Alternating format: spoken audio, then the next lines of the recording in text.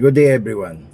Traditionally, security guards was focused mainly on crime prevention, access control, and protection of property. However, nowadays, the role of a security guard has evolved. Masyado na lumawak. Marami na saklaw. Security is no longer separate from safety. Pinagsama na yan. Every security guards is now also a safety monitor. During robbing, pag nag-inspection, and post duties, guards are expected to identify hazards, prevent accidents, and protect lives, not only assets. Ganyan na kalawak ang security ngayon. Nag-e-evolve, lumalawak. So, totoo naman yan. No? Pag tayo nagro-rubig, may nakita tayong mga hazard, no? Na pwede maging risk, no? Na mag-cause ng problem. By simply reporting, no? Well, sa engineering, no? Sa security officer. So, nakakatulong tayo sa safety. At in fact, ang mga security guards ngayon ay obliged, no, na mag-training, no, ng occupational safety health training, no, o yung OSH, no, sa iba boss, no. Lalo dos pag tayo nagro-rubing, no, baka mayroong mga open pits diyan, no. May mahulog, dapat nire-report yan. Because security responsibilities ensure that barricade prevent pedestrian and vehicles from passing near open excavations, no, mga hukay. Report uncovered or unprotected pits during moving. Importante yan. Pati doon sa mga pwedeng madulas, no, trips and falls, hazard yan. Yung mga wet floors, uneven surfaces, no, loose cables and scattered materials. Kaya ang security, malawak ang responsibilidad responsible natin yan, no. Spot wet or slippery areas during tayo nagpapatrol. Report immediately kapag meron tayong nakita, wag natin pagpapabukas o pagpapamaya, baka malimutan. Request warning signage kung kinakailangan, prevent people from passing until hazards are corrected, and document hazards in the logbook para meron kayong pagbabatayan, no? Most workplace accidents are caused by slips, trips, and hits, and they are preventable kung nai-report lang kaagad, no? Ano pa, yung mga electrical hazards, no? Exposed live wires, mga open wires, no? Mga faulty electrical tools, poor grounding.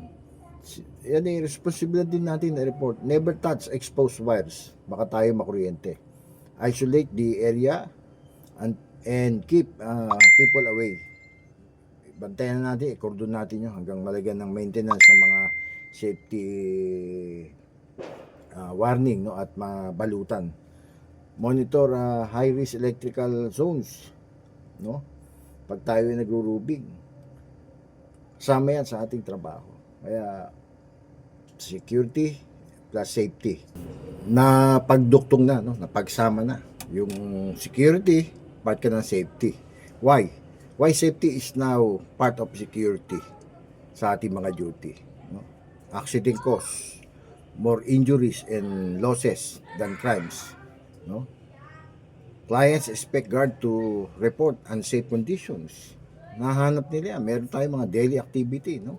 Early detection of hazards prevents incidents. Safety failures can lead to legal liability pag di natin na-report pag nagkaroon ng investigation. Security guards are the eyes and the ears of the management. Totoo yan. Alam na alam natin yan, no? Because a good guard does not wait for an accident to happen, no? He prevents it, no? Hindi na natin hinihintay mangyari yan. Pag nakita natin, report natin, nakaka-prevent tayo. At ang mga common sign hazards sa security guards, mas monitor. Kaya napaka-importante ang gwardiya nagre-report, no? Yung mga hazards, mga falling from scaffolding, kung yan under construction na may gumagawa. Mga ladders, mga roofs. Meron kilala na inspector, ganyan, no? Falling objects, hitting people, no, below. And security responsibilities, no? Ano yan? Check natin if there's a warning signs and barricades are in place, baka wala, no? Prevent unauthorized person from entering sa mga danger zones.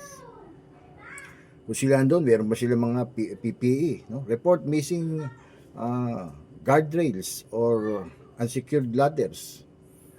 Baka mamaya mga nakulimbat na scam, no? Stop unsafe behavior and inform supervisors immediately kapag meron tayong mga namomonitor na ganyan. Ganyan po ang mga security guard na maayos magtrabaho. Kanina nga nabanggit ko na meron kailangan ng inspector, no? Pag siya ay nagsasite visit, nag-inspection, pag may nakita siyang mga unsafe, no? Mga nakakalat-kalat diyan na hindi yan dapat diyan. I-make an report, at the same time doon yung kanyang recommendation. No? Mahalaga 'yon.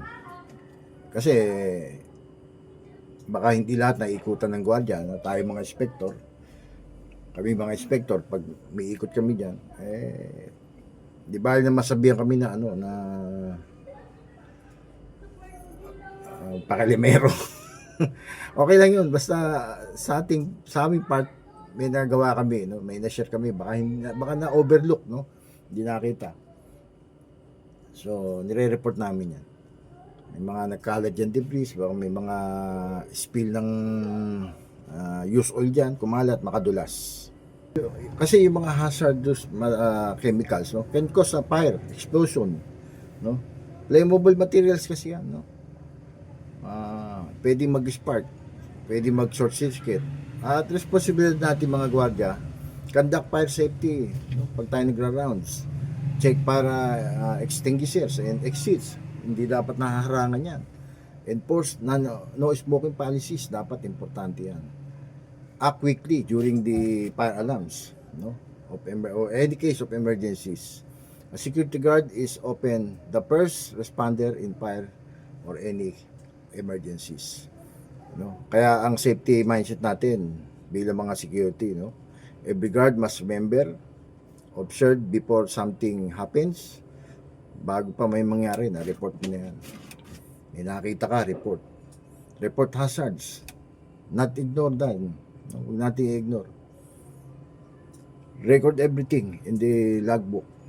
Kasi anumang hindi naisulat, hindi totoo. Act within authority. Trabaho mo yun. Report mo kagad. Patawag mo yung mga concern. Protect life first, property second. Ito, tandaan natin yan, no? Unahin natin yung buhay. Security guards today are no longer just guards.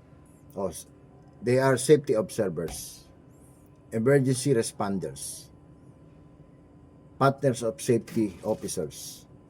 Security without safety is incomplete. Tandaan nyo yan. A vigilant guard saves life. Totoo yan. Marami ng pangyayari. Na-report pa nga, no? Nabalita, no? Now, if you see hazard and do nothing, you incomplete part of the risk. Stay alert, stay professional, be a security guard with a safety mindset. Tandaan niyo yan, hindi lang sa duty, maging sa ating pagtatravel at sa ating bahay. Again, this is Sep Santos ng Munting Kaalaman, Dagdag Kaalaman. Saying, ingat po tayong palagi. Mabuhay. Magandang hapon po.